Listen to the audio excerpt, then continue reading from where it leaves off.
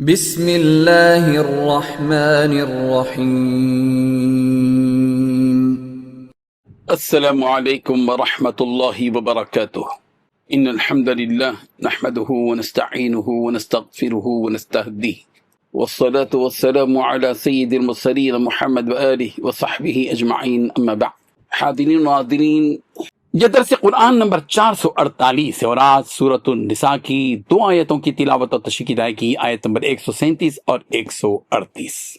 اعوذ باللہ من الشیطان الرجیم، بسم اللہ الرحمن الرحیم۔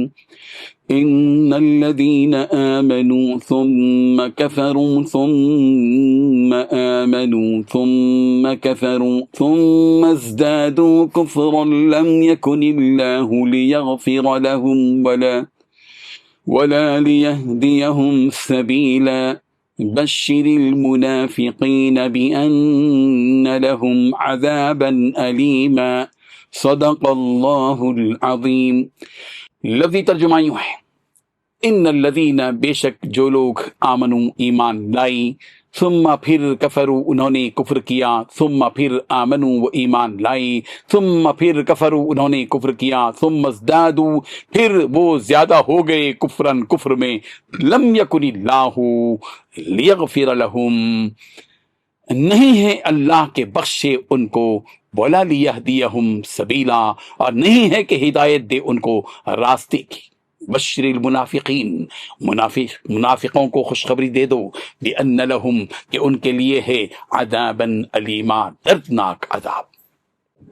ترجمہ یوں ہے، جو لوگ ایمان لائے پھر کافر ہو گئے، پھر ایمان لائے پھر کافر ہو گئے، پھر کفر میں بڑھتے گئے، ان کو اللہ نہ تو بخشے گا اور نہ انہیں سیدھا راستہ دکھائے گا۔ اے پیغمبر، منافقوں یعنی دوزخی لوگوں کو بشارت سنا دو کہ ان کے لیے دکھ دینے والا عذاب تیار ہے۔ ان دو آیتوں میں دو باتیں بتلائی گئی ہیں۔ پہلی بات، جو لوگ ایمان لائے پھر کافر ہوئے، پھر ایمان لائے پھر کافر ہو گئے، پھر کفر میں بڑھتے ہی چلے گئے، اللہ ان کو بخشنے والا نہیں ہے اور نہ ہی انہیں راستے پر لانے والا ہے۔ دوسری بات، منافقوں کو یہ خوشخبری سنا دو کہ ان کے لیے ایک دکھ دینے والا عذاب تیار ہے۔ بزرگان محترم، رسول رحمت صلی اللہ علیہ وسلم کے دو دور گزرے ہیں، ایک مکی دور جہاں آپ علیہ الصلوۃ والتسلیم نبوت ملنے کے بعد بھی 13 سال رہے، اور دوسرا مدنی دور جہاں آپ صلی اللہ علیہ وسلم کی مبارک زندگی کے آخری 10 سال گزرے۔ مکی دور میں یا تو مسلمان تھے یا کافر و مشرک، تاہم مسلمانوں کی تعداد کم اور کافروں اور مشرکوں کی تعداد زیادہ تھی۔ مدنی دور میں مسلمان یہود و نصارہ، کافر و مشرک اور منافق تھے۔ منافق وہ تھے جنہوں نے دنیا کی مفاد کی خاطر ظاہری طور پر اسلام قبول کیا تھا، مگر وہ حقیقت میں کافر ہی تھے۔ ایک حقیقت ہے کہ کسی بھی باطل چیز کی حد سے زیادہ محبت آدمی کو اندھا بنا دیتی ہے۔ منافقوں کے دل میں دنیا کی محبت حد درجہ زیادہ تھی، اسی محبت نے ان کو حق کو سمجھنے سے محروم کر دیا تھا، اور وہ اس معاملے میں آنکھ رکھ کر بھی اندھے بن گئے تھے۔ ان منافقوں میں سے بعض کو ایمان کی توفیق مل گئی اور وہ ایمان کی راہ میں ترقی کرتے گئے، اور اللہ تعالیٰ نے ان کو صحابیت کا اونچا درجہ بھی عطا فرمایا۔ مگر منافقوں کی ایک بڑی جماعت کفر پر ہی رہی، وہ کفر میں اس قدر آگے بڑھ چکے تھے کہ اب ایمان کو سمجھنے کا موقع ان کے ہاتھ سے نکل چکا تھا۔ ان منافقوں کا انجام یہی ہوا کہ وہ ہدایت اور مغفرت سے محروم ہو گئے اور دوزخ کا ایندھن بن گئے۔ یہ آیت انہی منافقوں کے بارے میں نازل ہوئی کہ جو لوگ ایمان لائے پھر کافر ہو گئے، پھر ایمان لائے پھر کافر ہو گئے، پھر کفر میں بڑھتے چلے گئے، تو اللہ تعالیٰ ان کو نہیں بخشے گا اور نہ ہی ان کو راہ دکھائے گا۔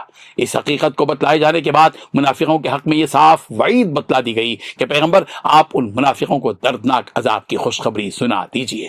منافقوں کی بے وقوفی کو ظاہر کرنے کے لیے عذاب کی خوشخبری کا لفظ استعمال کیا گیا۔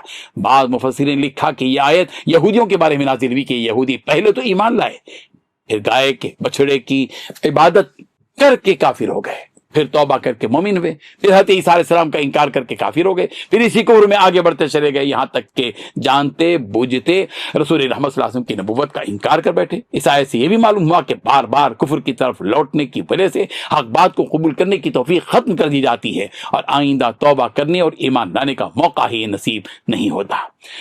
رب الجلال ہم سب کو ان آیات کو سمجھنے کی توفیق عطا فرمائے، آمین۔ وآخر دعوانا ان الحمد للہ رب العالمین۔ ڈیلی درس قرآن کو سبسکرائب کیجئے، اپنے تاثرات اور مشورے ارسال کیجئے اور متعلقین کے گروپ بنا کر انہیں روزانہ درس قرآن بھیجیں اور اجر ثواب پائیں۔